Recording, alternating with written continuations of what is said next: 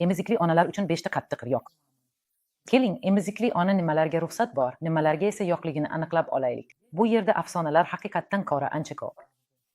Juda ko'p cheklovlar mavjud emas, lekin ular bor. Demak, birinchi yo'q bu ozish uchun dieta. Hammasi aksincha. Emizikli onaga yetarlicha to'yimli ovqatlanish kerak, chunki laktatsiya uchun qo'shimcha kaloriyalar zarur. Ularning bir qismi ovqatdan olinadi, qolgan qismi esa homiladorlikda to'plangan zaxiralardan olinadi.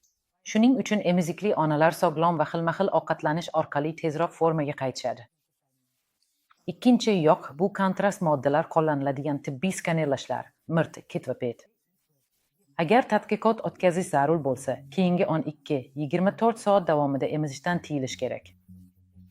Rentgen va UT esa xavfsiz.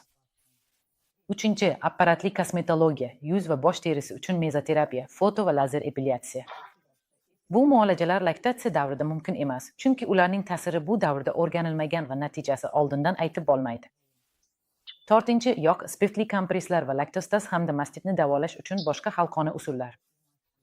Bu ko'krak salomatligiga zarar yetkazishi mumkin.